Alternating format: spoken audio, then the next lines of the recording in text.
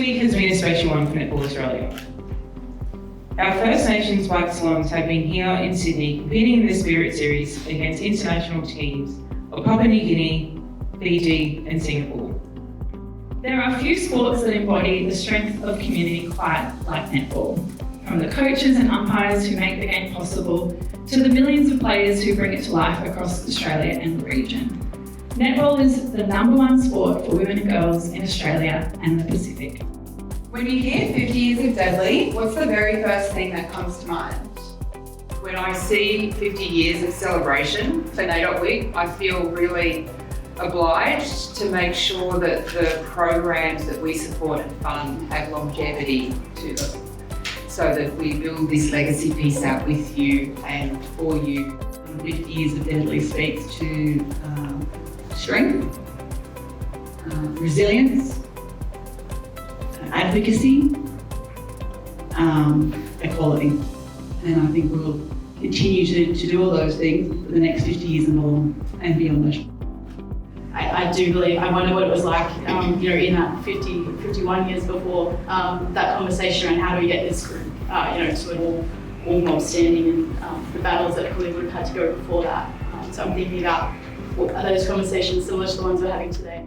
I think for me, I certainly look through it of the lens of being in a leadership role for Netball New South Wales, and the reflection for me is the leadership piece that's come over 50 years. It's the absolute commitment to cultural strength.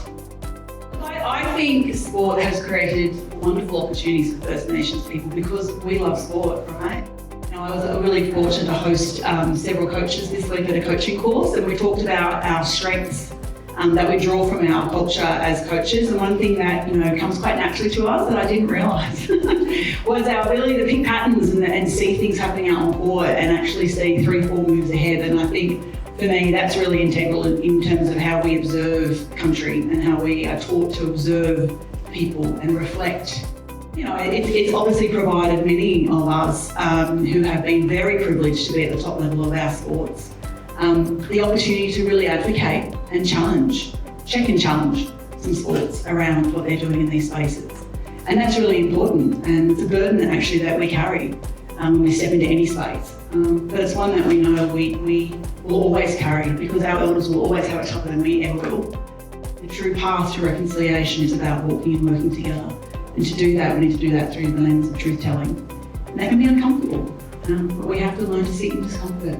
We're really, thinking about what we want to do in this country. So for me, sport's a really powerful vehicle that allows us into those spaces to actually have those conversations. We know you can't be what you can't see. So if we don't invest intentionally with leadership and provide pathway and structure around our sport, then all of those young ladies out there have got nothing to look at. They've got no one to look up to. They've got nothing to see. They can't see themselves on that court if they're not in the grandstand first.